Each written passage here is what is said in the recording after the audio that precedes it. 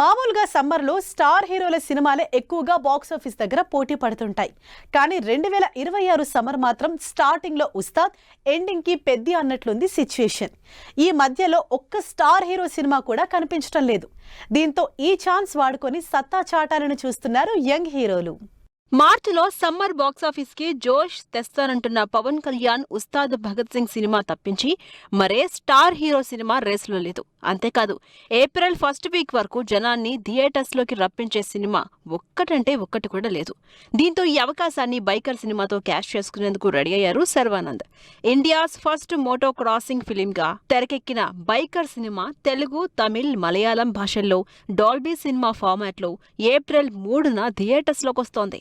April first week లో biker, Rakasa సినిమాలు విడుదలవుతున్నట్లే సెకండ్ వీక్ బరిలో దిగుతున్నారు ఇద్దరు యంగ్ హీరోలు.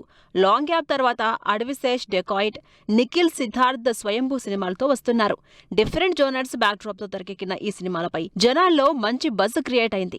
ఒక ప్రేమ కథ అంటూ రాబరీ కాన్సెప్ట్ తో తెరకెక్కిన డెకాయిట్ షూటింగ్ రీసెంట్ గా పూర్తయింది. ఆల్రెడీ రూబారో సాంగ్ తో మ్యూజికల్ ప్రమోషన్ స్టార్ట్ చేసిన అడవిశేష్ ఏప్రిల్ 10న ఆడియన్స్ ముందుకొస్తున్నారు. షూటింగ్ కంప్లీట్ చేసి డెకాయిట్ రిలీజ్ పై అడవిశేష్ క్లారిటీ ఇస్తే, అదే ఏప్రిల్ 10న విడుదల ప్రకటించిన స్వయంభూ టీం ఈ విషయంలో సస్పెన్స్ కంటిన్యూ చేస్తోంది. త్వరలో సాంగ్ రిలీజ్ కి రెడీ అయిన నిఖిల్ టీం ప్రమోషన్స్ కూడా చేస్తోంది. అయితే సీజీ వర్క్ కారణంగా స్వయంభూ ఒక వారం వాయిదా పడే ఛాన్సెస్ కనిపిస్తున్నాయి. దీంతో పనిలో పనిగా ఓటీటీ డీల్ కుదుర్చుకుని ఏప్రిల్ 17న పాన్ ఇండియా మూవీగా డాల్బీ సినిమా ఫార్మాట్ లో నిఖిల్, సిద్ధార్థ్ స్వయంభూ థియేటర్స్ లోకి రానుంది. మరి స్టార్ హీరోలు లేని టైం చూసుకుని వస్తున్న ఈ యంగ్ హీరోలు తమ సినిమాలతో ఎలాంటి రిజల్ట్ అందుకుంటారో వెయిట్ అండ్ సీ.